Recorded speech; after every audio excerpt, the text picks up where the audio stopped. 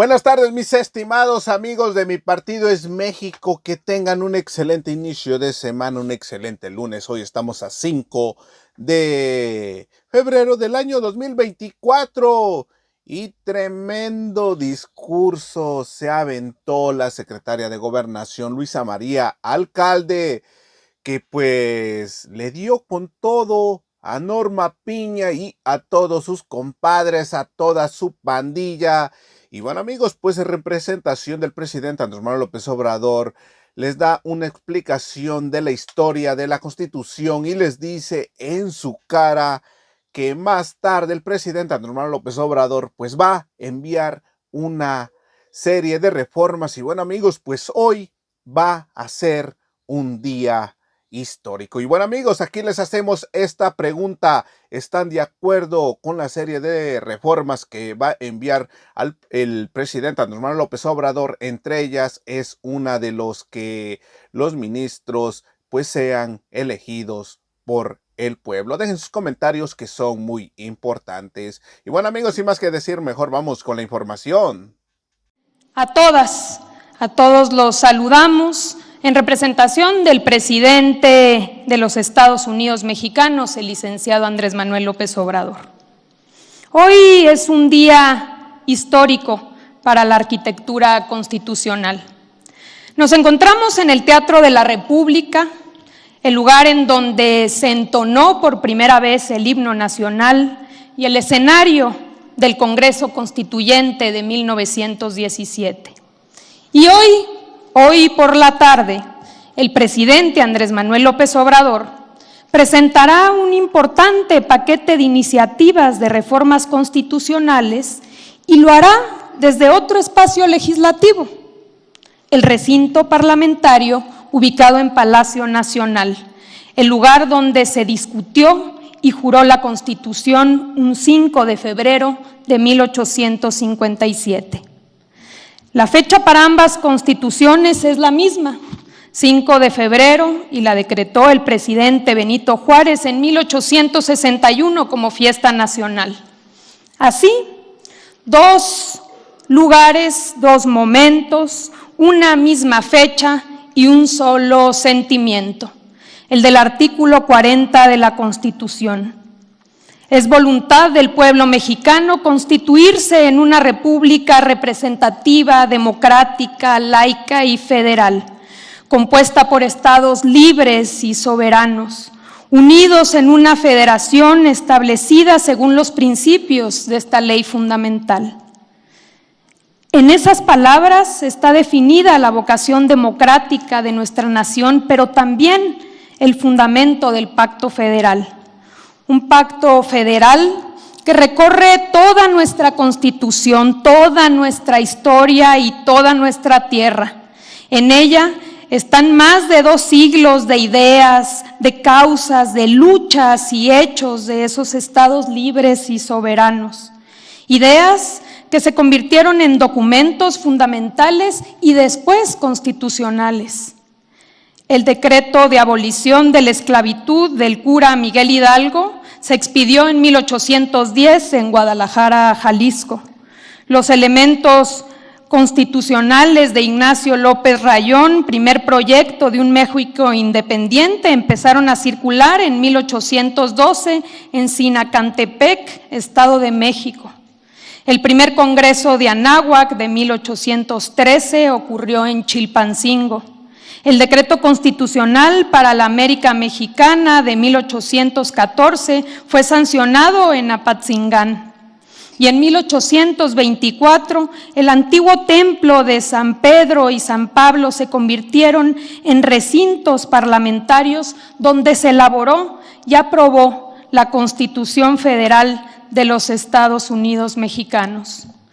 30 años después vendría el acta del nacimiento del liberalismo mexicano, el Plan y la Revolución de Ayutla.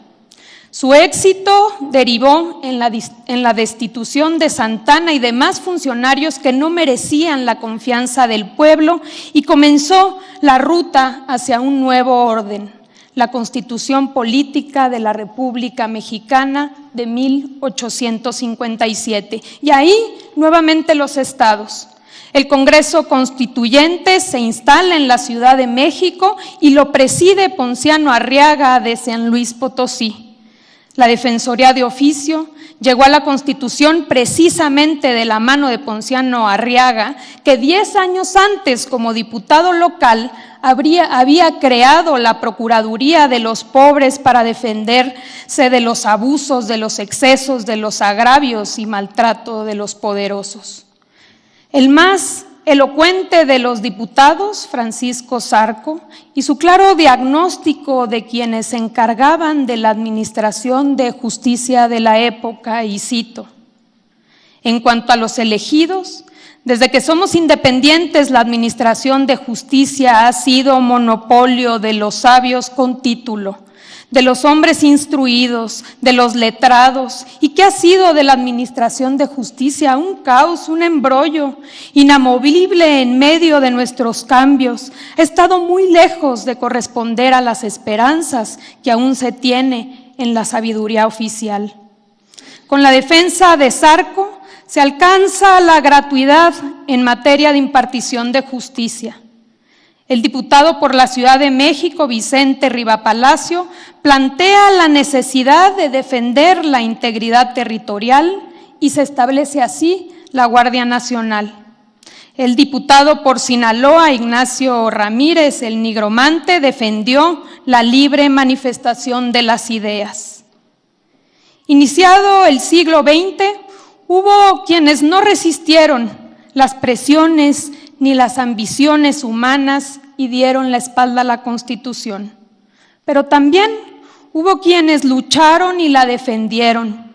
De la temporada de Sopilotes surge la melodía del debate democrático que tuvo este teatro como escenario, ya la ciudad de Querétaro como capital provisional de la República. Es el Constituyente de 1917. La Constitución que llegó y asombró a todas las latitudes.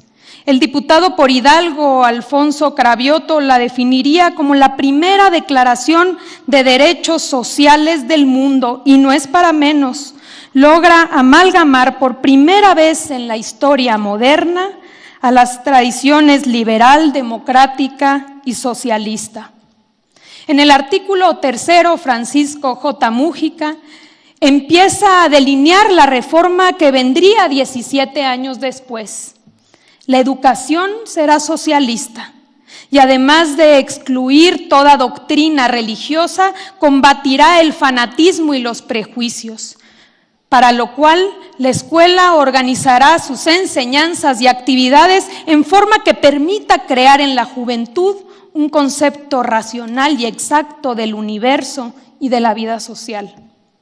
El diputado por Coahuila, José María Rodríguez, médico cirujano, planteó federalizar el sistema de salubridad para poder prevenir y disuadir enfermedades y adicciones bajo una misma organización.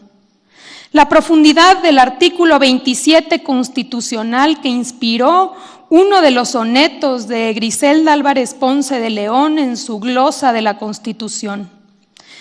El artículo trata de lo agrario, de la pequeña propiedad, y mete en extensos reglones que compete sobre todo al derecho parcelario.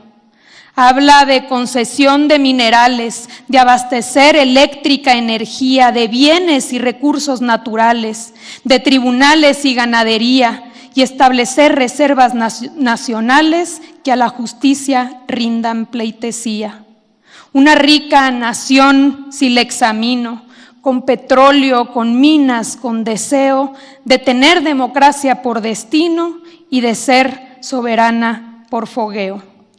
Cuando la discusión sobre la protección de los recursos naturales parecía tender a la moderación, diputados como Rafael Martínez Escobar de Tabasco no escatimaban en señalar: a todos aquellos que quieran que los extranjeros no solo nos sigan arrebatando nuestra agricultura, nuestro comercio, nuestras industrias incipientes todavía, quieren sencillamente que nos arrebaten de una vez por todas nuestras instituciones políticas. El diputado del Estado de México, Carlos Graciadas, aportó ideas para salvaguardar los derechos de los trabajadores y la importancia de definir una remuneración justa. El diputado por Guanajuato, José Natividad Macías, advertía que implementar el salario mínimo no era fijar una cantidad de dinero, sino un equivalente de recursos que alcanzara para que la gente pudiera tener alimentación, casa y placeres honestos para mantener a una familia. Incluso en ese constituyente hace ya más de 100 años se debatía sobre el maltrato animal. Es el propio Mújica quien en la discusión habla a favor de los animales. En el juego de gallos no hay de noble sino el duelo de los animales. Lo brutal está de parte de los hombres. Ha pasado más de un siglo de aquel histórico momento, es cierto.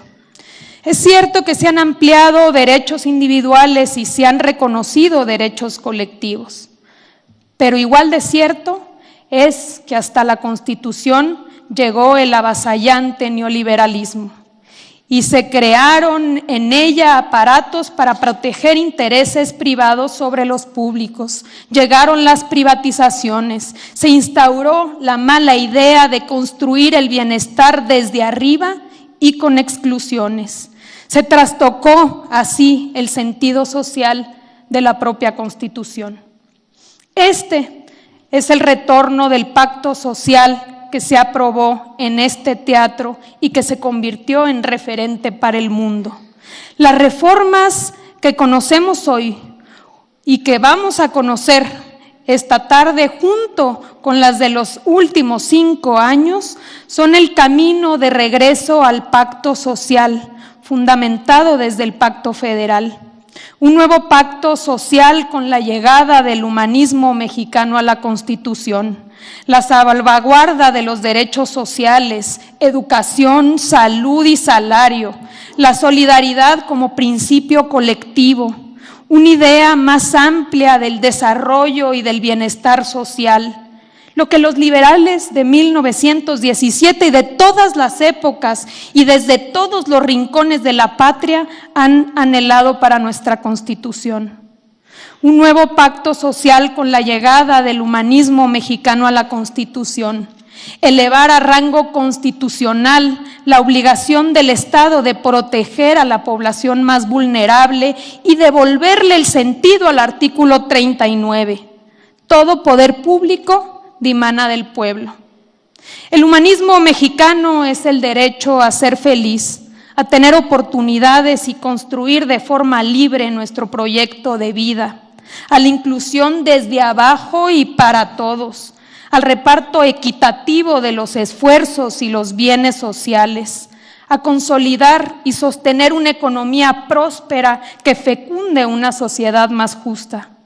Y estará en la Constitución para blindarlo de toda amenaza de retroceder.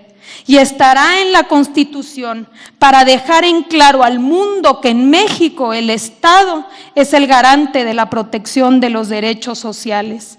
Y estará en la Constitución para demostrar que la Cuarta Transformación tiene una concepción política de trascendencia histórica. Vamos a tener la oportunidad a partir de las propuestas de este 5 de febrero de 2024 para poder lograr el anhelo de Francisco Zarco. La igualdad será desde hoy la gran ley en la República. Muchísimas gracias.